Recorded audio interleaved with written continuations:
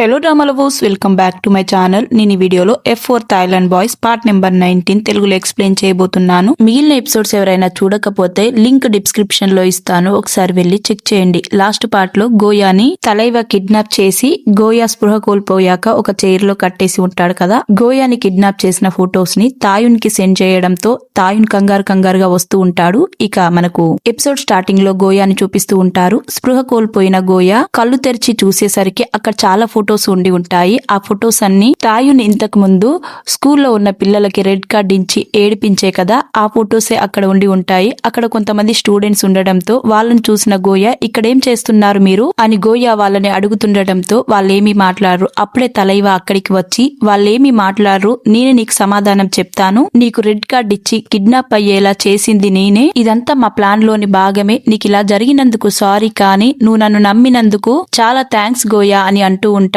దానికి గోయా అతడితో నీకు అసలేం కావాలి, ఎందుకు ఇలా చేస్తున్నావని అడగడంతో ఇదంతా నేను తాయున్ గురించే చేశాను, తాయున్ కి బాధ ఏంటో తెలియాలి కదా, తనకి ఇంపార్టెంట్ అయిన పర్సన్ ని బాధ పెడితే ఆ నొప్పి ఎలా ఉంటుందో తెలియాలి అని అంటూ ఉంటాడు. అదే సమయంలో మనకు తాయున్ ని చూపిస్తూ ఉంటారు. తాయున్ గోయా కోసం స్పీడ్ గా కార్ డ్రైవ్ చేసుకుంటూ వస్తూ ఉంటాడు. అదే సమయంలో కెవిన్ ఇంతసేపటికి నీకు ఫోన్ కనెక్ట్ అయింది, గోయా ప్రాబ్లం లో పడిందని కెవిన్ చెప్పడంతో అది విన్న తాయున్ నాకు తెలుసు, తలైవా ఇప్పటికే నాకు మెసేజ్ సెండ్ చేశాడని చెప్పడంతో అది విన్న కెవిన్ ఎక్కడున్నావు నువ్వు ఇప్పుడని తాయున్ని అడగడంతో నేను గోయా దగ్గరికి వెళ్తున్నానని చెప్పడంతో అది విన్న కెవిన్ నువ్వు ఇప్పుడు ఒక్కడివే అక్కడికి వెళ్తే ప్రాబ్లం అవుతుంది అని అనడంతో దానికి తాయున్ నేను ఎలా అయినా వెళ్తాను, నాకు వేరే ఆప్షన్ లేదని వెళ్తూ ఉంటాడు. అప్పుడే కెవిన్ తాయున్ తో గోయాకి రెడ్ కార్డ్ ఇచ్చారు, గోయాని కాపాడడానికి వచ్చిన రెన్ ని కొట్టి గోయాని కిడ్నాప్ చేసి తీసుకువెళ్లారు, ఒకసారి ఎంజే నీతో మాట్లాడతాడంట అని ఫోన్ ఎంజేకి ఇస్తాడు. దాంతో ఎంజే తాయున్ కి ఇలా చెప్తూ ఉంటాడు, అక్కడున్న వ్యక్తులంతా F4 బాయ్స్ కి యాంటీగా పనిచేస్తున్నారు, వాళ్లకు మనం అంటే పడదు, వాళ్ళంతా రెడ్ కార్డ్ ఇయ్యబడిన వాళ్ళు, వాళ్ళంతా ఏకమై ఇది ప్లాన్ చేశారు, అంతేకాకుండా తలైవా గురించి ఎలాంటి ఇన్ఫర్మేషన్ లేదు, కానీ తనకి పూఫుతో సంబంధం ఉంది, పూఫు గుర్తున్నాడు కదా నీకు అని ఎంజే అంటూ ఉంటాడు. అప్పుడే తాయున్ పూఫుని గుర్తుకు తెచ్చుకుంటాడు. ఒకసారి తాయున్ పూఫుకి రెడ్ కార్డ్ ఇచ్చి ఏడిపించి ఉండే, ఇక దాన్ని తాయున్ గుర్తుకు తెచ్చుకుంటూ ఉంటాడు. అదే సమయంలో మనకు తలైవాని చూపిస్తూ ఉంటారు. తలైవా గోయాతో నీకన్నా ముందు నీ సీనియర్ ని రెడ్ కార్డ్ ఇచ్చి F4 బాయ్స్ ఏడిపించి ఉండే కదా, తన పేరు పూఫా, అతడి గురించే నేను ఇదంతా చేస్తున్నాను, అతడి తరపున నేను రివెంజ్ తీర్చుకోవాలనుకుంటున్నానని తలైవా చెప్పడంతో అది విన్న గోయా నువ్వెందుకు అతడి తరపున ఇదంతా చేస్తున్నావు, అతడు నీకేమవుతాడు, మీ బ్రదరా అని అంటుండడంతో దానికి తలైవా లేదు, తను నాకు బ్రదర్ అవ్వడు, కనీసం మేము రిలేటివ్స్ కూడా కాదు అని తలైవా గోయాకు పూఫా తనకి ఎలా పరిచయం అయ్యాడనేది చెప్తూ ఉంటాడు. చిన్నతనంలో తలైవా దగ్గర ఉన్న డబ్బులను తీసుకుని కొంతమంది అబ్బాయిలు తలైవాని కొట్టి అక్కడి నుంచి వెళ్ళిపోతూ ఉంటారు. ఇక అబ్బాయిలు అక్కడి నుంచి వెళ్ళిపోతుంటే తలైవా తన దగ్గర ఉన్న టెస్ట్ ని తీసుకుని వాళ్ళని పొడవడానికి వెళ్తున్న సమయంలో అప్పుడే పూఫా తలైవా దగ్గరికి వచ్చి నువ్వు అలా చేయకూడదు, వాళ్ళు నిన్ను కొట్టినా కూడా నువ్వు వాళ్ళని పొడవడం తప్పు అని చెప్తూ ఉంటాడు. ఇక అప్పుడే ఇదంతా చూసిన అబ్బాయిలు ఏంటి నువ్వు నన్ను పొడవడానికి వచ్చావా అని పూఫాని ఇంకా తలైవాని ఫుల్ గా కొడుతూ ఉంటారు. అదే సమయంలో అక్కడికి పోలీసులు వచ్చి అబ్బాయిల్ని అరెస్ట్ చేసుకుని తీసుకుని వెళ్తారు. అది చూసిన తలైవా పూఫాతో నువ్వే నా పోలీసులకు ఇన్ఫర్మేషన్ ఇచ్చింది అని చెప్పడంతో అవునని పూఫా అంటుండడంతో అప్పుడే పూఫా చేతికి గాయమై ఉండడంతో దాన్ని చూసిన తలైవా బాధపడుతూ ఉంటాడు. అప్పుడే పూఫా తలైవాతో మనం ఫ్రెండ్స్ కాబట్టి ఈ గాయం ఫ్రెండ్స్ కోసం తలిగినా పర్లేదు, మనం ఫ్రెండ్స్ గా ఉందాం ఇప్పటి నుంచి అని తనకు షేక్ హ్యాండ్ ఇస్తాడు. అంతేకాకుండా అనాథగా ఉన్న తలైవాని వాళ్ళ డాడీకి తీసుకువెళ్లి పరిచయం చేసి పూఫా తలైవాని చిన్నప్పటి నుంచి వాళ్ళ ఫ్యామిలీతోటే పెరగనిస్తాడనమాట. పూఫా వాళ్ళ ఫాదర్ ఒక స్టీల్ కంపెనీకి ఓనర్, వాళ్ళెప్పుడు ఓనర్ లా బిహేవ్ చేయకుండా తనని ఒక ఫ్యామిలీలా బ్రదర్ లా చూసుకునేవాడు అని తలైవా గోయాకి చెప్తూ ఉంటాడు. అంతేకాకుండా తలైవాకి చిన్నప్పటి నుంచి హ్యాకింగ్ మీద ఇంట్రెస్ట్ ఉండడంతో తలైవా దృష్టి అంతా హ్యాకింగ్ మీద పెట్టి ఉండే, తలైవాకి హ్యాకింగ్ లో మంచి పట్టుండడం వల్ల పూఫా వాళ్ళ కంపెనీస్ కి ఎలాంటి ప్రాబ్లమ్స్ వచ్చినా తలైవానే చూసుకుని ఉండేవాడు. ఇలా చిన్నప్పటి నుంచి మేము ఎంతో బాగా పెరిగాము, పూఫా చాలా మంచివాడు, అతడంటే నాకు చాలా ఇష్టం, నా లైఫ్ లో అందరికన్నా ఇంపార్టెంట్ అతడే, కానీ ఒక రోజు అతడు హాస్పిటల్ బెడ్ పై ఉండడం నేను చూశాను, నేను కనుగొన్న వివరాల ప్రకారం స్కూల్లో అతడు బుల్లీ చేయబడ్డాడు, కానీ ఈ విషయం గురించి స్కూల్లో ఉన్న వాళ్ళు ఎవరూ బయట పెట్టరు, అంతేకాకుండా అతడు స్కూల్లో దెబ్బలు తిన్న తర్వాత స్టేడియంలో ఉన్న వాటర్ లో పడి తన పరిస్థితి ఇంకా చాలా దారుణమయ్యింది, స్కూలు తరపునున్న యాజమాన్యం యాజమాన్యం వచ్చి మాతో అది ఒక ప్రమాదశాత్తు జరిగింది, దాని తరపున మమ్మల్ని క్షమించండి, అదొక ప్రమాదవశాత్తు జరగడం వల్ల మేమేమీ చేయలేమని స్కూల్ యాజమాన్యం చెప్పడంతో అది విన్న తలైవాకి చాలా కోపం వచ్చి స్కూల్ పైన పూఫా వాళ్ళ ఫాదర్ ఇంకా తలైవా ఇద్దరు కలిసి కేసు వేసినా కూడా ఆ కేసుని వాదించడానికి ఏ న్యాయవాది కూడా ముందుకు రాకపోవడంతో ఆ కేసు కొట్టివేయబడింది. తర్వాత పూఫా వాళ్ళ ఫాదర్ పూఫా హాస్పిటల్ ఖర్చులు భరించలేక తన కంపెనీని మూసివేశాడు. అంతేకాకుండా పైసా కూడబెట్టి తనకు ట్రీట్మెంట్ చేస్తున్నాడు. ఈ విషయం తెలుసుకున్నాక నేను నకిలీ సర్టిఫికెట్లను క్రియేట్ చేసి స్కూల్లోకి ఎంటర్ అయ్యాను. కోర్టులో ఎవరు వచ్చి సాక్ష్యం చెప్పకపోవడంతో కేసు కొట్టేయడం వల్ల నేను ఎవిడెన్స్ సేకరించడానికి స్కూల్లో ఉన్న కంప్యూటర్స్ ని చెక్ చేశాను. అందులో ఒక్క ప్రూఫ్ కూడా లేకుండా డిలీట్ చేయబడి ఉంది. మొదట్లో ఆ విషయం నాకు చాలా షాకింగ్ గా అనిపించినా అప్పటి నుంచి నేను F4 బాయ్స్ కి అగేనెస్ట్ గా పనిచేయడం స్టార్ట్ చేశాను. F4 బాయ్స్ ని ద్వేషించే వాళ్ళందరినీ ఒక గ్రూప్ గా చేసి వాళ్ళు చేసే పనులన్నీ సేకరించాలనుకున్నాము. మొదట్లో నువ్వు కూడా F4 బాయ్స్ కి అగేనెస్ట్ గా ఉండేదానివి, ఇప్పుడు మొత్తం మారిపోయావు.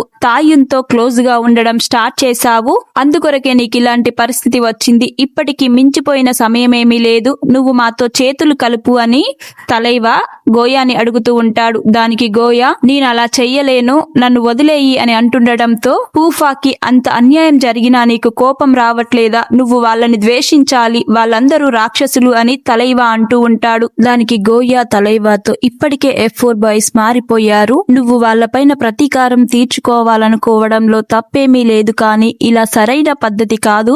తాయున్ ఇప్పటికే స్కూల్లో రెడ్ కార్డ్ అస్సలు ఇవ్వనని చెప్పాడు, కానీ నువ్వు మళ్ళీ ఆ రెడ్ కార్డ్ ని స్కూల్లో ప్రవేశపెట్టి ఇలా నన్ను కిడ్నాప్ చేశావు. నువ్వు కూడా హింసకు పాల్పడ్డావు. ఇలా చేస్తే నిన్ను పూఫా కూడా నిన్ను ఇష్టపడడు. తాయున్ ఏది చేశాడో నువ్వు కూడా అదే మార్గం ఎంచుకున్నావు. నువ్వు చేసేది కూడా తప్పే, నువ్వు తప్పుడు మార్గం ఎంచుకున్నావు.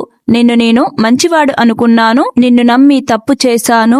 ఇప్పటికైనా మించిపోయిందేమీ లేదు, ఇక్కడితో అంతా వదిలేయి, సరైన పరిష్కారం ఆలోచిద్దాము. తాయున్ ఇప్పటికే చాలా మారిపోయాడని గోయా అంటుండటంతో దానికి తలైవా గోయాతో అసలు నువ్వేమనుకుంటున్నావు, నీ మాటలతో నన్ను మార్చేద్దామనుకుంటున్నావా, అది అస్సలు జరగని పని అని తలైవా అంటూ ఉంటాడు. అదే సమయంలో అక్కడికి తాయున్ రావడంతో తాయున్ కి ఎన్కార్డ్ పడే సమయం వచ్చింది అని తలైవా తాయున్ దగ్గరికి వెళ్ళి దీనంతటికీ కారణం నువ్వే, డబ్బు అధికారంతో ఏది చేసినా నడుస్తుందని అనుకున్నావా, ఈ రెడ్ కార్డ్ ని సృష్టించింది నువ్వే, ఈ రెడ్ కార్డ్ ఇచ్చిన వ్యక్తులనే స్కూల్లో వాళ్ళందరూ కొట్టి హింసించవచ్చని అధికారం ఇచ్చింది నువ్వే, ఆ బాధ ఏంటో నీకు తెలియాలి, నువ్వు కూడా ఇప్పుడు ఆ బాధని అనుభవిస్తే తెలుస్తుంది అని తలైవా తాయున్తో అంటూ ఉంటాడు. దానికి తాయున్ ఈ రెడ్ కార్డ్ ని సృష్టించింది నేనే, దానికి బాధ్యుని కూడా నేనే, నువ్వేం చేయాలనుకుంటున్నావో చేయు, ఈ రెడ్ కార్డ్ ని సృష్టించినందుకు నాకు ఇలా జరగాల్సిందే, కానీ గోయాని హింసించే హక్కు నీకు లేదు అని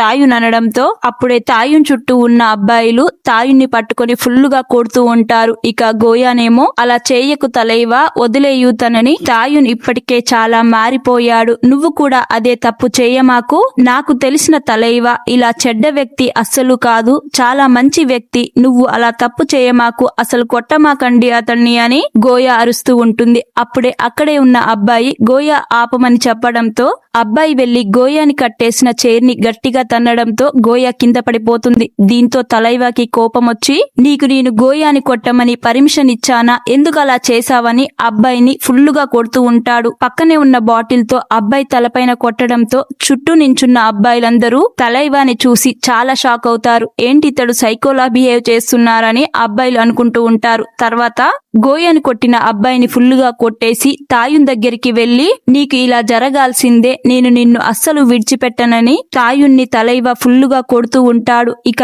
కింద పడిపోయిన గోయా గట్టిగా అరుస్తూ అతడిని చంపేస్తావా, వదిలిపెట్టు, చనిపోతాడు అతడు అని తాయున్ని వదిలిపెట్టమని గోయా అరుస్తూ ఉంటుంది.